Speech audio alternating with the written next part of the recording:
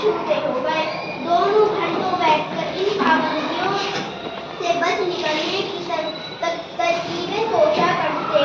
उन दोनों से तो सारे घर को दुश्मनी हो गई थी। लिहाजा दोनों ने मिलकर एक योजना बनाई और अब्बा की खिदमत में एक दरख्वास्त पेश की कि एक दिन उन्हें बड़ों के सारे अधिकार दे दिए जाएं और सब बड़े छोटे बन जाएं। कोई जरूरत नहीं है उधम मचाने की। अम्मी ने अपनी आदत के अनुसार डांट पिलाई, लेकिन अब्बा जाने किस मूड में थे कि ना सिर्फ मान गए बल्कि ये इकरार भी कर बैठे कि कल दोनों को हर किस्म के अधिकार मिल जाएंगे। अभी सुबह होने में कई घंटे थे कि आरिफ ने अम्मी को झंझोड़ डाला, अम्मी जल्दी उठिए, नाश्ता तैयार कीजिए। अम्मी ने चाहे झापट रसीद करके सो रहे, मगर याद आया कि आज तो उनके साथ अधिकार छीने जा चुके हैं। फिर दादी ने सुबह की नमाज पढ़ने के बाद दवाई खाना और बादाम का हरीरा पीना शुरू किया तो आरिफ ने उन्हें रोका। तौबा है दादी, कितना हरीरा पिएंगे आप पेट फट जाएगा। और दादी ने हाथ उठाया मारने के लिए।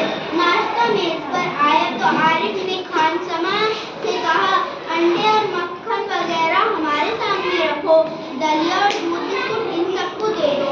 आपने कहर भरी नजरों से उन्हें घूरा, मगर बेबस थी, क्योंकि रोज की तरह आज वह कमाल अपने लिए नहीं रख सकती थी।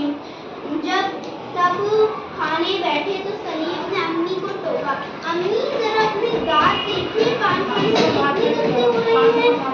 मैं तो दांत मान चुका हूँ, मैं तो मान चुकी हूँ। अम्मी ने टालना चाहा, नहीं चलिए उठिए, अम्मी दोबारा तोड़ देती थी। मगर अम्मी को गुस्लखाने में जाते देखकर सब हंस पड़े, जैसे रोज सलीम को जबरदस्ती भगा के हंसते थे।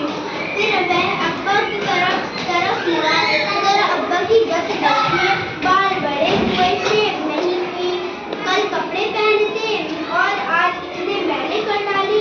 आखिर अब्बा के लिए कितने कपड़े बनाए जाएंगे? ये सुनकर अब्बा का हंसते हंसते बुरा हाल हो गया। आज ये दोनों कैसी सही नकल उतार रहे थे सबकी। मगर फिर अपने कपड़े देखकर वह सचमुच शर्मिंदा हो गए। थोड़ी देर बाद जब अब्बा अपने दोस्तों के बीच बैठे अपनी नई गजल लहक को सुना रहे थे तो आरिफ फिर चिल्लाने लगा, बस कीजिए अब्बा, फौरन ऑफिस जाइए, 10 बज गए। चुप। अब्बा लाठी से गिर गए। मैं गली से गजल की अधूरी किताबों में दबाए पाँव पटकते आरिफ के साथ हो लिए, रजिया जरा मुझे पार्टी में तो देना। अब्बा दफ्तर जाने को तैयार होकर बोले, 5 रुपए का क्या होगा, कार में पेट्रोल तो है। आरिफ ने तुरंत अब्बा जान की नकल उतारी, जैसे अब्बा कहते हैं कि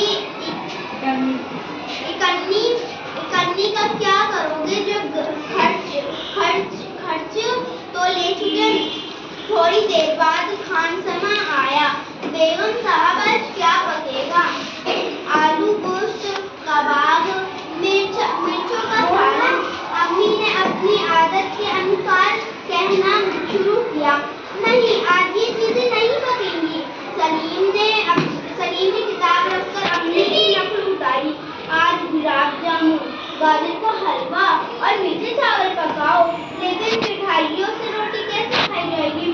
अम्मी किसी तरह सब्र ना कर सकी, जैसे हम रोज सिर्फ मिर्चों के सालन से खाते हैं, दोनों ने एक साथ कहा। दूसरी तरफ दादी किसी से तू मैं किए जा रही थी। ओह दादी तो शोर के मारे दिमाग पिघलाए दे रही हैं। आरिफ ने दादी की तरह दोनों हाथों में सिर थाम कर कहा। इतना सुनते ही दादी ने चीखना चिल्लाना शुरू कर दिया कि आज ये लड़के मेरे पीछे पंजे झाड़ कर उनके पड़ गए हैं।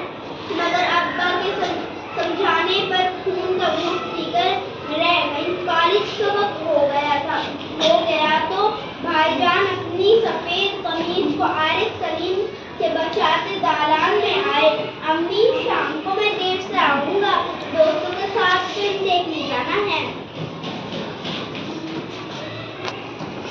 खबरदार, आरिफ ने आंखें निकालकर उन्हें धमकाया। कोई जरूरत नहीं है फिल्म देखने की, इम्तिहान करीब है और हर वक्त सैर सपाटों में गुम रहते हैं आप। पहले तो भाईजान एक करारा हाथ मारने लगते, फिर कुछ सोचकर मुस्कुरा पड़े। लेकिन हुजूर अली, दोस्तों के साथ खाकसार फिल्म देखने की बात पक्की कर चुके हैं, इसलिए इजाजत देने की मेहरबानी की जाए। उन्होंने हाथ जोड़ के कहा, बना करें, बस मैंने एक बार कह दिया। उन्हें लापरवाही से कहा और सोफे पर दराज होकर अखबार देखने लगा। उसी वक्त आपा भी अपने कमरे से निकली और निहायत भरी साड़ी में लटकती बड़े तामझाट से कॉलेज जा रही थी। आप सलीम ने बड़े गौर से आपा का मुआयना किया। इतनी भरी साड़ी क्यों पहनी? शाम तक गारत हो आएगी, इस साड़ी को बदल कर जाइए। आज वह सफेद वायल की साड़ी पहनना। अच्छा बहुत दे चुके हुक्म। आपा चिढ़ गई। हमारे कॉलेज में आज फंक्शन है। उन्होंने साड़ी की शिकने दुस्तर की। हुआ करे, मैं क्या कह रहा हूँ, सुना नहीं?